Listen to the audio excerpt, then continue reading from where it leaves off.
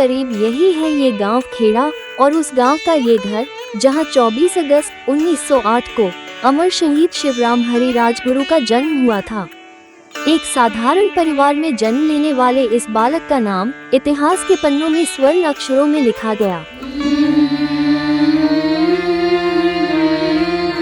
इनकी उम्र अभी 6 वर्ष की ही थी कि एक लंबी बीमारी के चलते इनके पिता का देहांत हो गया, जिससे इनका बचपन बड़े कष्टों में गुजरा। अपनी प्राथमिक शिक्षा इन्होंने खेड़ गांव के इसी मराठी स्कूल में पूरी की थी। उसके बाद की पढ़ाई इन्होंने पुणे के न्यू इंग्लिश हाई स्कूल में की और फिर एक दिन अपने बड़े भाई दिनकर के कुछ कह देने पर ये घर छोड़कर बनारस चले गए और वहाँ संस्कृत का अध्ययन करने लगे। बनारस में ही इनकी मुलाकात श्री राम बलवंत सावरगांवकर से हुई, जो चंद्रशेखर आजाद से इनकी मुलाकात का जरिया बने और इस तरह इनके क्रांतिकारी जीवन की शुरुआत हुई। इनके क्रांतिकारी जीवन की कहानी बड़ी लंबी है, लेकिन सबसे प्रमुख घटना है लाला लाजपत राय की मौत का बदला लेने के लिए शहीद भगत सिंह, शहीद सुखदेव, चंद्रशेखर आजाद और अन्य साथियों के साथ मिलकर की गई सॉन्डर्स की हत्या। सॉन्डर्स पर सबसे पहले गोली राजगुरु ने ही चलाई थी। यह एक हत्या नहीं, ब्रिटिश शासन के खिलाफ इन क्रांतिकारियों का एक संदेश था। सॉन्डर्स की हत्या के पश्चात फरार होने के बाद राजगुरु 1929 में पुणे में गिरफ्तार हुए।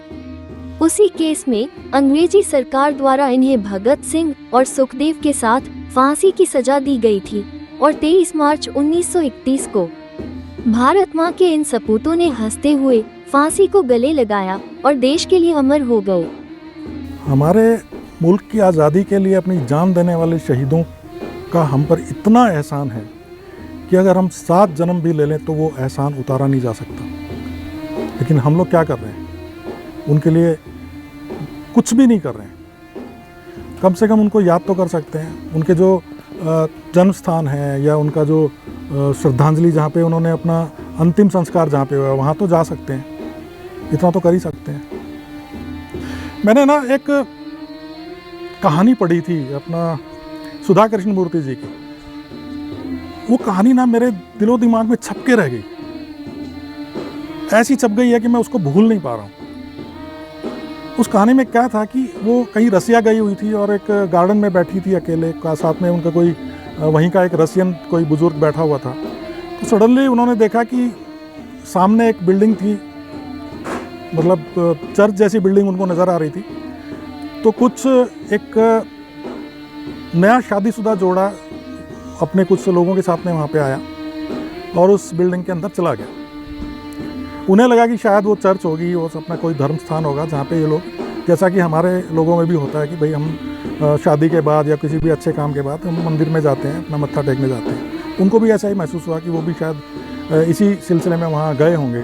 काफ़ी देर बाद वो लोग बाहर निकले तो उनके समझ में नहीं आ रहा था कि आखिर है क्या ये। तो उन्होंने पास बैठे अपने एक जो सज्जन बैठे हुए थे वहीं के, उनसे बात करना शुरू किया। तो उन्हें पता चला कि ये एक शहीद स्मारक है जहाँ पे शादी के बाद लोग मत्था टेकने आते हैं। वतन के इश्क में दीवाने जो फांसी पर थे झूल गए, जो मर मिटे वतन की खातिर, कुर्बानी उनकी भूल गए। अब फर्ज हमारा बनता है गाथा शहीदों की सुनाने का।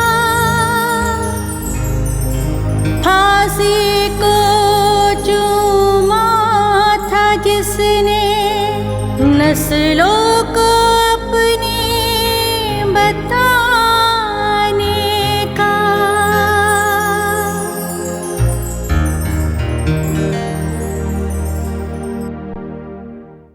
कृपया लाइक और सब्सक्राइब कीजिए। आप देख रहे हैं जियो 9 न्यूज़।